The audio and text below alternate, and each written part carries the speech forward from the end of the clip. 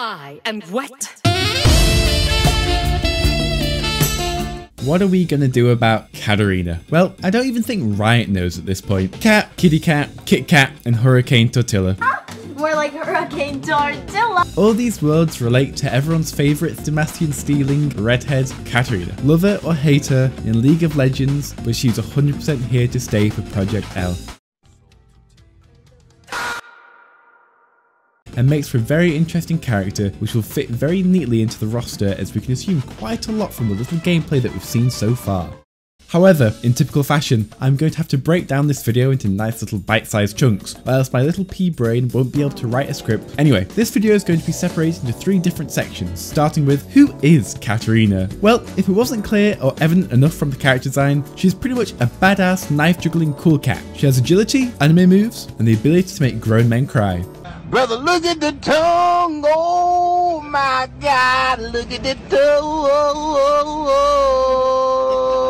But we can already see that, but we really need to ask who is Katarina to really understand her. Who? But without boring anyone too much, the essence of the story is that she's from a Noxian family called the Ducontiers.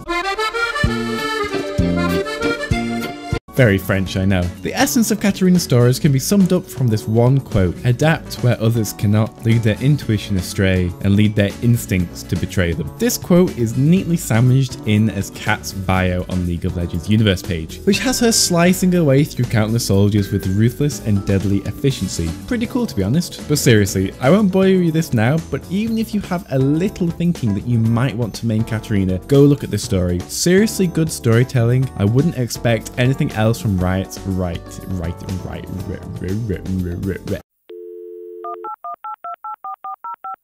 She reminds me almost of Geralt, but without the magic, without the witch powers, without charm, and with 2 daggers instead of 2 swords. We're going for that kind of ruthless energy, just casually taking everyone down and making it look far too easy. Which succinctly moves us on to the second part of this video, as we try to answer the question of what does Katarina's League of Legends kit mean for Project L? Well, we need to have a look at it, so we need to go back into League again. Yay! Well, it's a big show.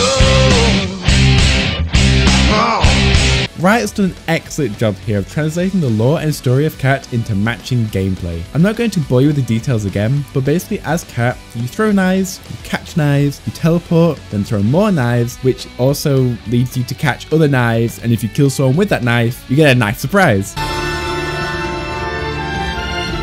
Nah, not really. You just get everything off cooldown and get to do it all over again. Crazy, right? And super flashy. So how do you jam this kit into a fighting game? Well, from some of the initial footage, we can see the flashiness in this one ability, which can kind of tell us a lot about the fighting game archetype that Katarina is hopefully going to fill. One possible character archetype that Katarina could potentially be is a rushdown archetype. The basics of rushdown character are those that can get up close and personal with your opponent, attacking with a flurry of fast attacks to overwhelm and strike fears into beginner players' hearts. They want to keep you guessing. They want to keep up the pace. Often, you'll also see these kinds of characters having weaker defensive options and a stubby range to them to make up with their aggressiveness. Sometimes these characters will also have a teleport or quick movement ability to cover large distances to punish a whiffed move. This archetype wants to get in, stay in, and literally rush you down. Does this align with the gameplay we've seen? Absolutely. Does this fit with the lore of the character? 100%. Does this align with Katarina from other Riot games such as Legends of Runeterra and also in League of Legends? 1,002%. And in my personal opinion, I don't really think that Katarina could be any other archetype other than a rushdown character. I mean, look at the gameplay clip. She literally blinks above Darius and attacks downwards to apply the necessary pressure. We've got 2 of those things right there. Get in fast and apply pressure to them. I think the case for this is strong, but hey, this is all speculation at the end of the day,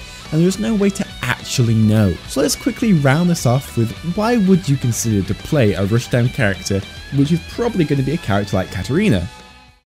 Well, that really depends on the mechanical execution and your skill level that is required, because most of these characters require a high level of mechanical execution to be very effective at the higher ranks. Personally, I've found that rushdown characters can go one of 2 ways, either extremely hard and technical, or extremely beginner friendly, as they often overwhelm more inexperienced players for a trade-off. You might just be mashing buttons, but at least you're getting in their face and not giving them a room to breathe. This can give you massive leads when the game initially comes out. However, if you go against against a more experienced player, they can really pace out your attacks and find those brief gaps within the pressure that you're applying. You'll have to get the correct knowledge to use the correct mix-up to keep the pressure on, to keep the enemy person guessing, and if you can't do that, sadly you're just going to get obliterated. It's also important to note that some of these characters normally have less health than other characters also, which also fits with League of Legends classification of Katarina being that of an assassin. And if you don't think the design of Katarina in gameplay won't carry over just from League of Legends, look at Legends of Runeterra, and I'll break this down for you. Katarina in League is flashy, fast, aggressive. In Legends of Runeterra, she is flashy, aggressive, and fast. So you better get ready to pull a diva from Overwatch and get those APMs up, because you're going to need it. Well, I hope you enjoyed this small analysis. Please take everything I have shown you with a little pinch of salt, as we don't know what actually will be in the game. But this is a very educated and calculated guess. So I hope you guys have enjoyed this video, and I'll see you guys in the next video. Thank you for your support from the first video, and it's great to see a ton of people enjoying this content. That's all from me today, so peace out.